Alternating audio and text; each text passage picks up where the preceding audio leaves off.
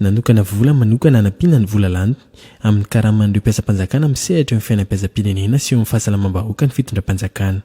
7,5 alina tapitrisa ariary na 58 miliara no heverina hanampiana ny kitapom-bolan'ny ministeran'ny fanabeazam-pirenena sy ny fampianarana teknika sy arakasa mba hamaliana ny fitakiana ataon'ireo sendikan'ny mpampianatra sy mpanabe.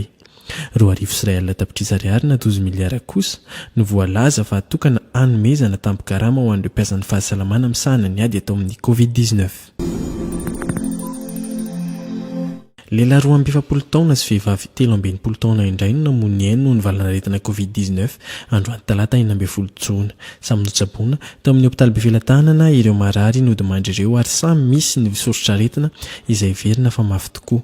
Raha nambaran'ny profesora Miampy vololona nandritra ny fandalovany tao amin'ny anao manjerim-panjakana. Ankoatr'izay dia mbola niampy 17 ireo voamarina fa mitondra ny tsimokaretina coronavirus androany talata.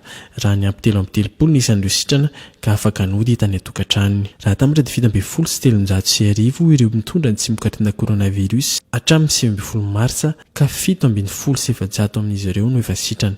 12 namono ainy ary 7,700 ireo mbola andalam-pitsaboana.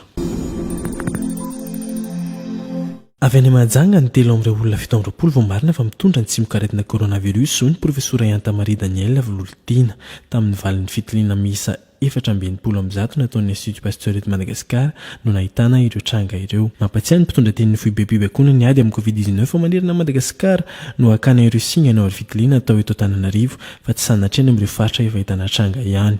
Tamin'ny volana Mena nahitana trangana coronavirus farany tany Mahajanga talohan'ny fanambarana natao androany talata.